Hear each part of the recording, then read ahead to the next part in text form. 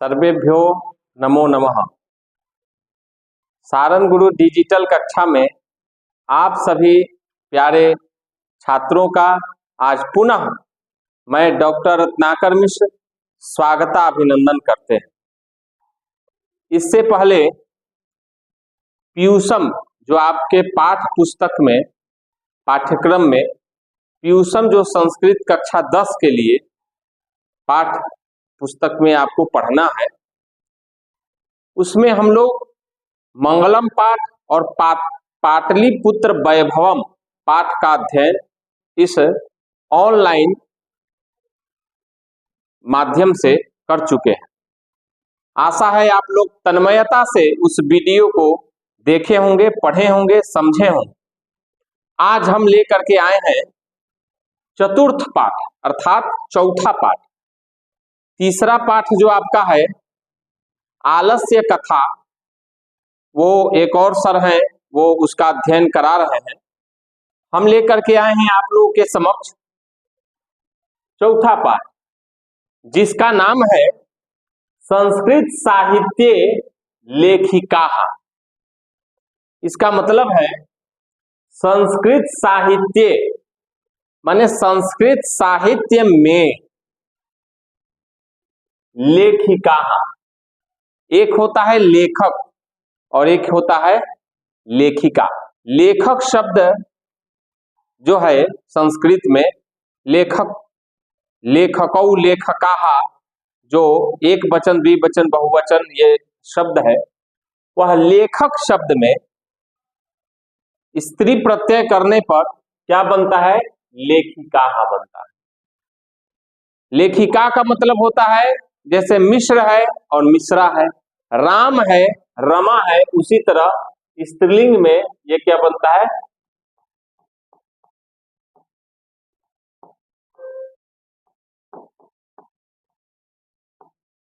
स्त्रीलिंग में आपका क्या बनता है? लेखिका बनता है। ठीक है। कहने का तात्पर्य है इस पाठ का जो भावार्थ है इसका, संस्कृत साहित्य में लेखक का नाम तो बहुत हम लोग सुने हैं, कालिदास से लेकर के और विशाख दत्त इत्यादि बहुत सारे, पंडित राज जगन्नाथ मम्मट इत्यादि बहुत सारे लेखकों का नाम आप लोग सुने होंगे। लेकिन आज हम लोग इस पाठ में पढ़ेंगे कि क्या संस्कृत साहित्य में लेखिकाओं की क्या भूमिका है, इस बारे में हम लोग इस पाठ के माध्यम से अध्ययन करेंगे। आइए, पाठ का ये भूमिका है, ये पूरा समाजस्य, यहां षष्ठी विभक्ति हुआ समाज का, यानम, यान माने क्या होता है? यान का मतलब होता है कोई भी यान, जैसे वायुयान, ट्रेन यान, रेल यान लिखा रहता है, बस यान।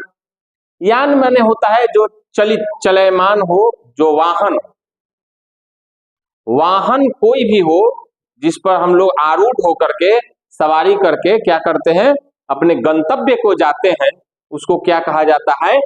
यानम, यान कहा जाता है। यान शब्द का अर्थ, इसको ध्यान रखिएगा, समाज का यान माने समाज का ये जो नाव है, नाव रूपी ये जो हमारा समाज है, संसार है में हम लोग हैं, और इसका जो समाज है, उस समाज का जो नाव है कि नहीं, यान है, वो चलने के लिए पुरुषै ही नारी भी चलती, नारी और पुरुष ये दो यान के क्या है? पहिया है। और इस पहिया के बिना क्या होगा? यह नाव चलयमान नहीं होगा, यह माने गतिशील। समाज को चलाने के लिए समाज में स्त्री और पुरुष दोनों की आवश्यकता है, और उसी से हम लोग का समाज क्या होता है? आगे बढ़ता है, अवच्छिन्न।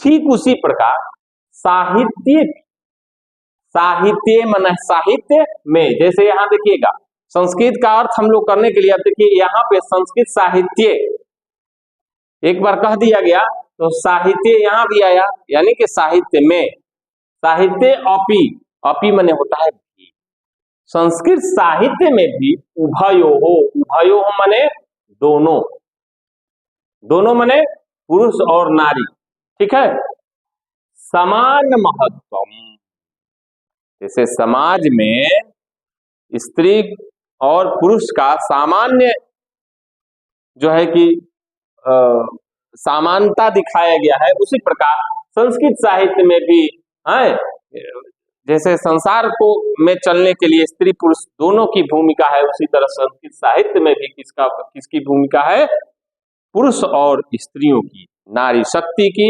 और पुरुषों की, ठीक है। अधुना सर्वभाषासु, अधुना माने इस समय, सर्वभाषासु माने सभी भाषाओं में, सर्वभाषा सु सभी भाषाओं में, साहित्य रचनाया स्त्रियों अपि तत्पराः सन्ति, माने वर्तमान काल में ये देखा जा रहा है कि संस्कृत सर्वासु भाषासु माने सर्वभाषासु माने सभी भाषाओं में, हिंदी हुआ, संस्कृत हुआ, अंग्रेजी आंग्ल भाषा और तमिल हुआ, तेलुगु हुआ, बंगाली हुआ, कन्नड़ हुआ, है मलयालम हुआ, जो जो भाषाएं हमारी है और ये हमारे देश में जो प्रचलित है, बोला जा रहा है, वो सभी भाषाओं के क्षेत्र में जो कार्य हो रहा है, उसमें हम लोगों को यह देखने को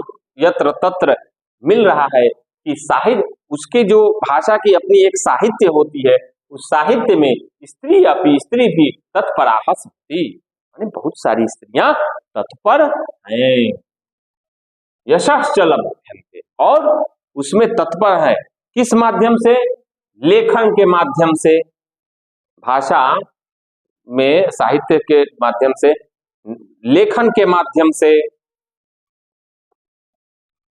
और कम्युनिकेशन जो हम लोग का होने का एक माध्यम है, न्यूज़पेपर या टेलीविजन के माध्यम से अपनी भाषा में हम सभी को संबोधित करना, इत्यादि इत्यादि जो भी कार्य है, शोध के क्षेत्र में, भाषा विज्ञान के क्षेत्र में, इस सभी विषयों में क्या हो रहा है, स्त्रियां भी क्या करें, यशश्च लभ्यन्ते, यश प्राप्त कर रही है, अर्थात यश माने उनकी कीर्ति दीप्यमान हो रही है, बढ़ रही है, चतुर्दिश में माने चारों दिशाओं में क्या हो रहा है, उनका यशगान हो रहा है। किस क्षेत्र में, भाषा के क्षेत्र में, किस भाषा के क्षेत्र में, तो संस्कृत भाषा में तो है ही ऊपर पढ़े, अभी ये भी कह रहे हैं कि सर्वभाषासु माने सभी भाषा, ठीक है।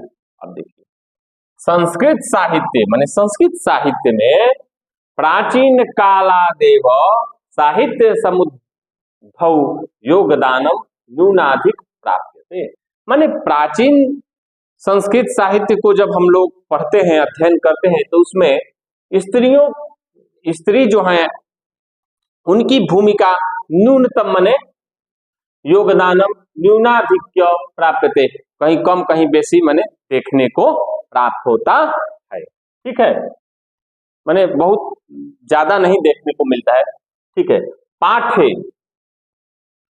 पाठेस्मिन् नति प्रसिद्धानाम, इस पाठ में पाठेस्मिन् अति प्रसिद्धानाम लेखिकानाम एव चर्चा वर्तते। अब आप इसका कहना है पाठेस्मिन् माने इस पाठ में अति प्रसिद्ध लेखिका माने लेखिका नाम में माने इस पाठ में अति प्रसिद्ध जो संस्कृत की लेखिका हुई हैं संस्कृत साहित्य में, उनकी चर्चा वर्तते मने है। ये न साहित्य निधि पूरणे तासाम योगदानम जायते, इनका संस्कृत साहित्य में कितना बड़ा योगदान है, जायते माने योगदान है, इस बारे में हम लोग इस पाठ में अध्ययन करें।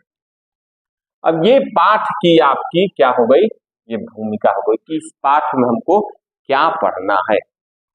आप लोग पूरा समझ गए होंगे, फिर से एक बार हम दोहराना चाहेंगे कि इसमें कहा गया है कि समाज का जो नाव है, यान है, वो कैसे चलता है, स्त्री और पुरुषों के द्वारा। उसी तरह से सभी संस्कृत साहित्य में भी खाली साहित्यकार जो है वो पुरुष नहीं हुए, स्त्रियां भी हुई और आज भी हैं, ठीक है। और सभी भाषा के क्षेत्र में स्त्रियां लेखन के माध्यम से, शोध के माध्यम से, भाषा वैज्ञानिकता के माध्यम से क्या करती हैं, अपना अपना योगदान दे करके और क्या करती हैं, अपने यश और कीर्ति को चतुर्दिक माने चारों दिशाओं में क्या करती हैं, फैला रही, यश प्राप्त कर रही है। संस्कृत साहित्य में प्राचीन काल में क्या ऐसा हो, प्राचीन काल में कहीं कहीं उल्लेख मिलता है। हम लोग दंत कथा के माध्यम से ये भी सुनते हैं कि संस्कृत पहले लोग कम पढ़ते थे, स्त्रियां को तो पढ़ाया ही नहीं जाता था। बहुत अनेक हम लोग माने बात विवाद संवाद समाज में बैठते उठते हैं तो पता चलता है कि पहले तो स्त्रियां को पढ़ाया ही नहीं जाता था। आज स्त्रियां जो है कि आगे बढ़ रही हैं, पढ़ रही हैं। लेकिन इस पाठ से यह सिद्ध होगा, आप लोग देखेंगे पढ़ेंगे कि पहले स्त्रियां कितना विदुषी हुआ करती थी और पहले की स्त्रियां कितने माने कितना पढ़ने के लिए शास्त्रों में और भी विद्याओं में माने शास्त्रार्थ का क्षेत्र हो निपुण होती थी, वाद विवाद प्रतियोगिताओं में कितना माने भाग लेती थी। ये सब आपको इस पाठ के माध्यम से प्राप्त होगा। अब देखेंगे विपुलम संस्कृत साहित्य विभिन्न कविभिः शास्त्रकारश्च संवर्धितम। विपुलम संस्कृत साहित्य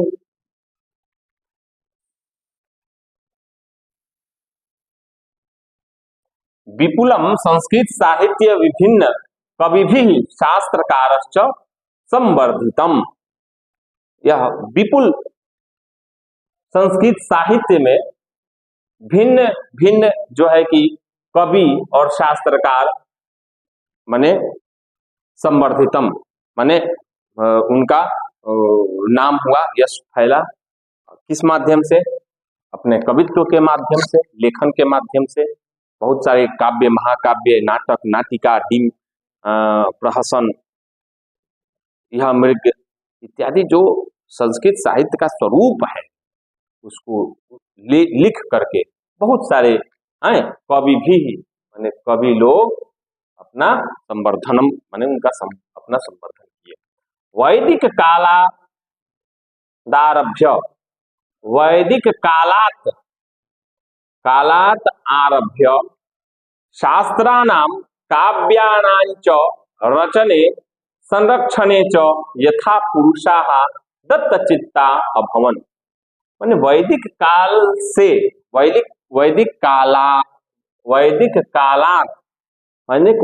काल से के प्रारंभ से शास्त्रानाम माने शास्त्रों का काव्य शास्त्रांच और काव्य शास्त्र का रचने माने रचना के लिए, संरक्षणे च रचना और संरक्षण के क्षेत्र में संरक्षणे च यथा पुरुषाः दत्तचित्ता अभवन्। माने काव्य शास्त्र और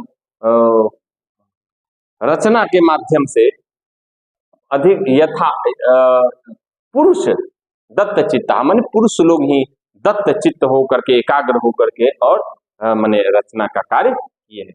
तथैव वहीं पर स्त्रियोपि माने स्त्रियोपि, ठीक है,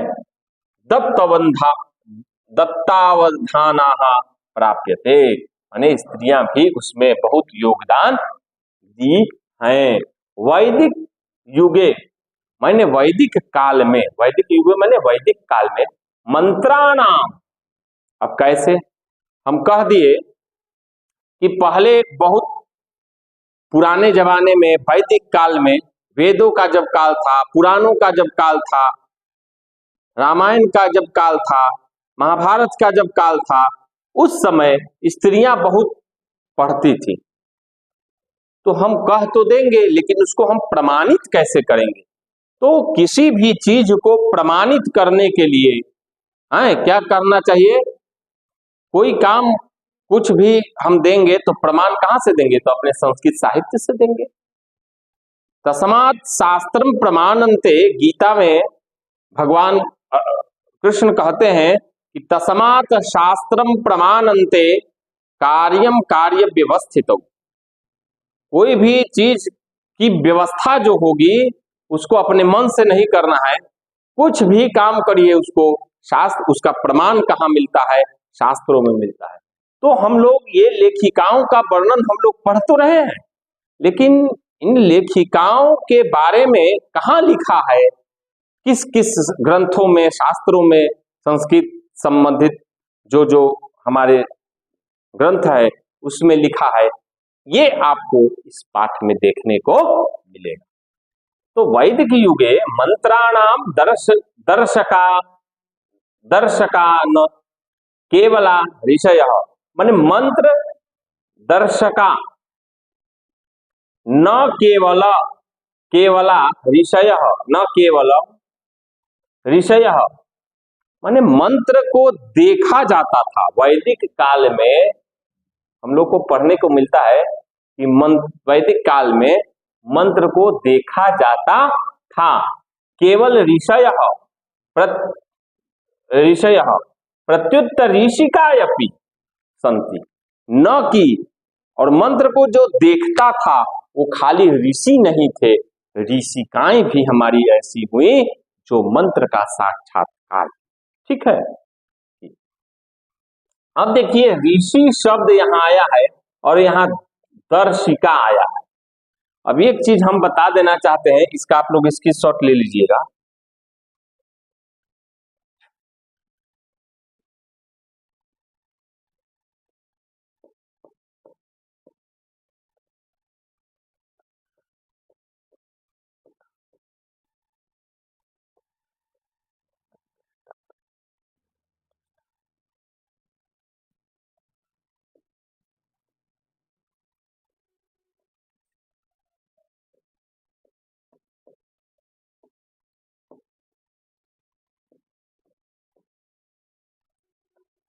ये देखिए बहुत एग्जाम में पूछता है कि ऋषि किसे कहते हैं।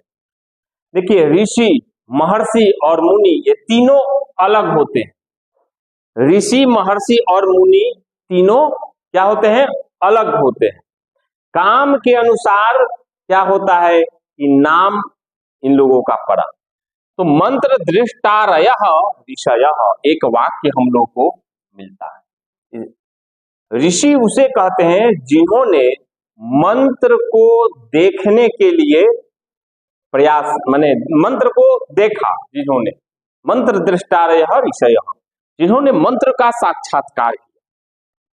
ठीक है। इसीलिए जब आप लोग आगे क्लास में बढ़ेंगे तो पुरुष सूक्त, वेदों का कुछ सूक्त होगा, यम यमी संवाद सूक्त होगा, अग्नि सूक्त होगा, वरुण सूक्त होगा, उसके बाद इंद्र सूक्त होगा, हिरण्यगर्भ सूक्त होगा, वाक सूक्त होगा, पृथ्वी सूक्त होगा, भूमि सूक्त होगा।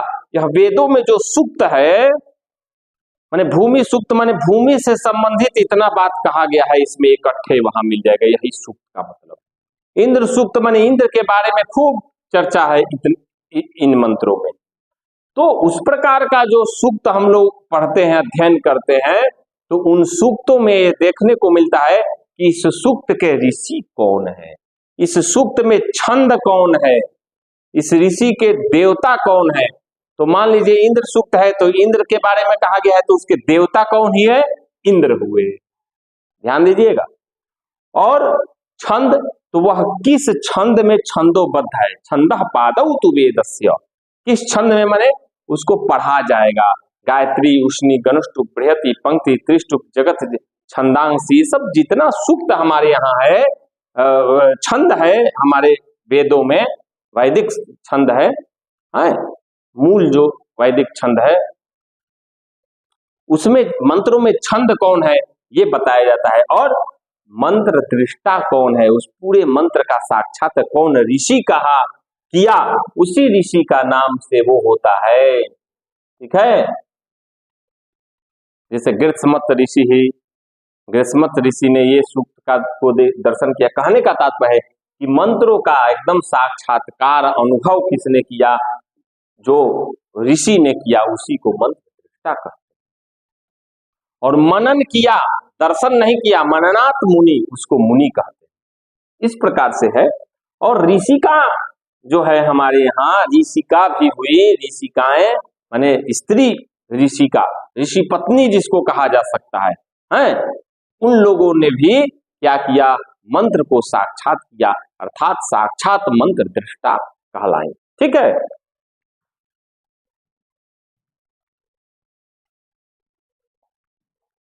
देखिए तो ऋषिका अपि माने, ऋषिका अपि माने भी, अपि माने भी, ऋषिका, ऋषिका भी है संति, अस्तिस्तः संति, अस्ति, संति कहाँ का रूप है, अस्ति माने है, अस्ति, अस्तौ संत, अस्तिस्तः, अस्तिस्तः संति, ये रूप बनता है। संति माने बहुवचनांत प्रयोग होता है बहुवचन में।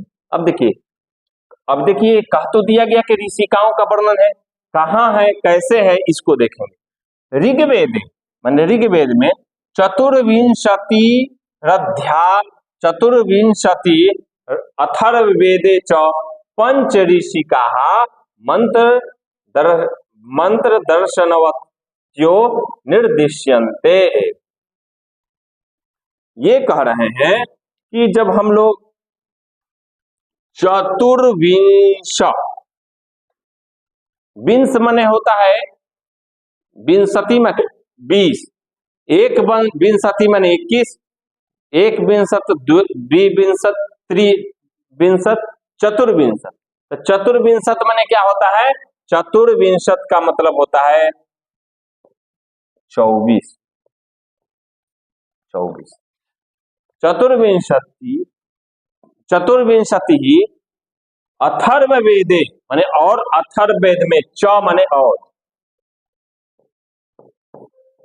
और अथर्ववेद में पंच ऋषि का, पंच माने 5, पंच ऋषिका, ऋषि नहीं कहा गया है, ऋषिका माने स्त्रीलिंग शब्द है यहाँ, माने ऋषिकाएं मंत्र दर्शन माने मंत्र दृष्टा रही हैं। यथा, यथा माने होता है जैसे, जय, यथा माने, यथा माने, यथा माने जैसे। अब कौन कौन, इसका स्क्रीनशॉट आप लोग ले सकते हैं। अब देखिए कौन कौन, तो वामी, अपाला, उर्वशी, इंद्राणी, वागाम्भूषी इत्यादि, और भी नाम है। लेकिन जब हम लोग वैदिक साहित्य का इतिहास पढ़ते हैं उसमें चतुर्विंशति माने 24 और पंच, हाँ, अथर्ववेदे, ये प है, मिट गया है, पंच ऋषि का मंत्र दर्शन माने 5 ऋषि का मिलती हैं जो मंत्र दृष्टा है। कहने का तात्पर्य है कि बहुत ऋषियों का नाम तो मिलता है, लेकिन ऋग्वेद अथर्ववेद में भी इनका नाम मिलता है। यथा ये, अब आपके एग्जाम में ये पूछा जा सकता है कि ये उर्वशी, इंद्राणी, वागाम्भूषी ये लोग जो है कि कौन है, तो आपको बताना होगा कि ये लोग वेद की क्या है, मंत्र दृष्टा है।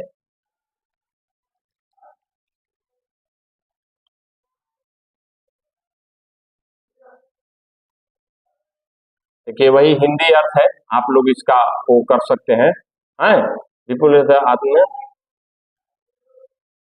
ये सरल अर्थ है इसका, है सरल अर्थ का भी आप लोग क्या कर सकते हैं, वो देखिए इसमें 24 और 5 मंत्र दृष्टा ऋषिकाओं का उल्लेख क्या होता है, मिलता है। जैसे यमी, अपाला, उर्वशी, इंद्राणी, वागाम्भृणी, ठीक है, ये लोग मिलते हैं।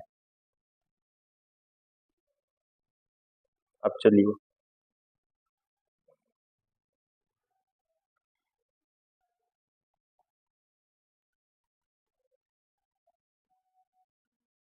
अब देखिए हम लोग का ये है बृहदारण्यकोपनिषद याज्ञवल्क्य पली पत्नी, गलत टाइप होने के कारण पली लिखा है, पत्नी है, ठीक है, क्या है, पत्नी, मैत्रेयी दार्शनिक रुचिमती वर्णिता याम याज्ञवल्क्य आत्म तत्व शिक्षयति। ये देखिए, पहले ये देख लीजिए कि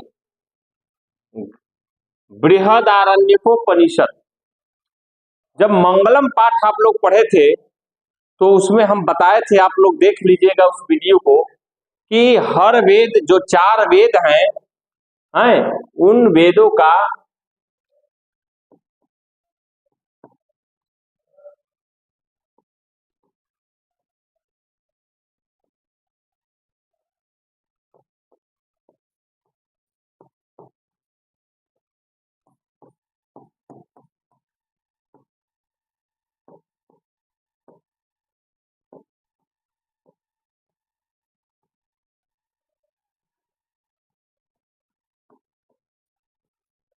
ये 4 वेद जो आपके हैं, ये चारों वेदों का है उपनिषद है।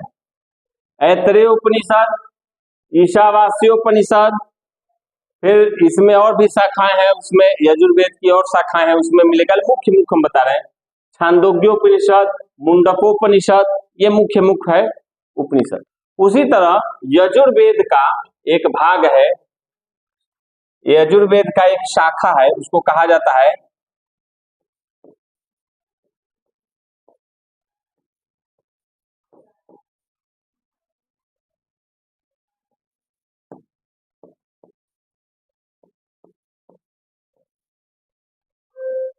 कान्व शाखा। कौन शाखा?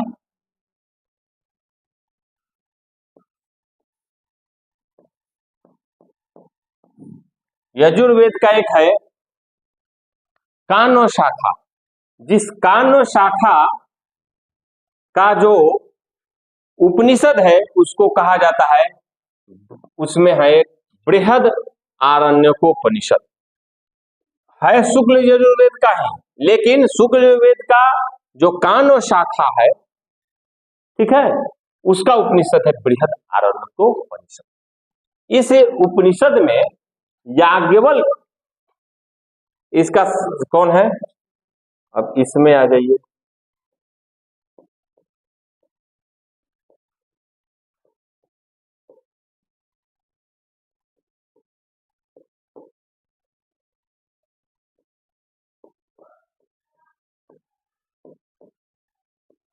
ये यजुर्वेद का कान्व शाखा, कान्व शाखा के अंतर्गत क्या होगा, बृहदारण्यकोपनिषद, ठीक है, ये हो गया। और इसी में याज्ञवल्क्य पत्नी मैत्रेयी का वर्णन है। याज्ञवल्क्य और मैत्रेयी, याज्ञवल्क्य एक संवाद पढ़ना है, तो पढ़ना है, उसमें क्या है कि याज्ञवल्क्य की पत्नी जो है उनका नाम क्या है, मैत्रेयी। आपके परीक्षा में पूछ लेगा, इनकी पत्नी, पली नहीं है, पत्नी। दार्शनिक रुचिमती, माने उनकी मति जो है, माने बुद्धि जो है, वो एकदम दार्शनिक बुद्धि वाली मानी जाती है, ऐसा वर्णन, वर्णिता याम, वर्णिता माने वर्णन है, याम माने उनको, याज्ञवल्क्य आत्म तत्व शिक्षति, शिक्षयति, शिक्षयति माने शिक्षा दिया, अध्ययन कराया, किसको, याज्ञवल्क्य ने अपने पत्नी मैत्रेयी को इस यजुर्वेद का जो कानव शाखा है, उस कानव शाखा का बृहदारण्यकोपनिषद है, उसमें ऐसा वर्णन मिलता है कि अपने पत्नी को दर्शन शास्त्र का, क्या, ब्रह्म विद्या जिसको कहा जाता है, उसका अध्यापन है। आत्म दर्शन शास्त्र ये जो है वो क्या करता है, आत्म तत्व के बारे में बताता है, उसका शिक्षयति माने शिक्षा ग्रहण कराया। किसने कराया, मैत्रेयी को याज्ञवल्क्य ने, याज्ञवल्क्य ऋषि जो यजुर्वेद के जो है कि याज्ञवल्क्य ऋषि कौन है, यजुर्वेद के कृष्णद्वैपायन जो है वैशंपायन जी के शिष्य हैं। ठीक है। जनकस्य सभायाम, अब देखिए इसको स्क्रीनशॉट ले लीजिए। अब देखिए जनकस्य सभायाम माने जनक, मिथिला के राजा जो, ये रामायण काल का इसमें बात आ गया।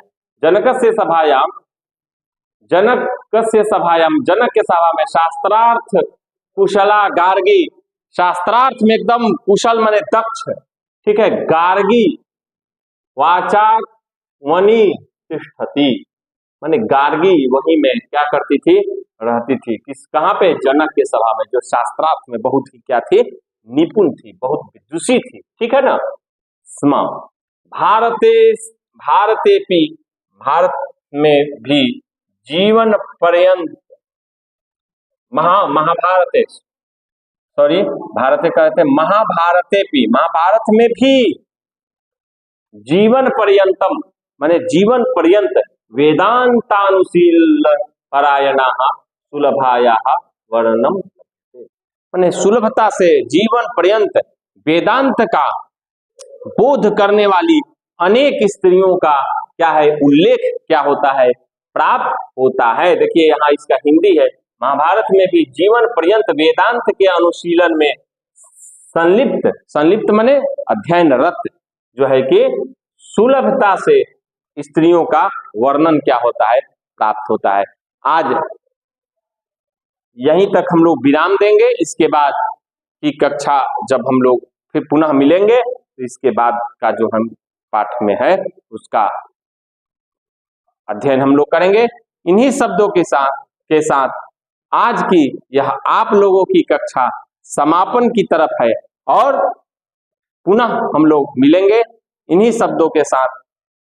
जयतु संस्कृतम, जयतु भारतम।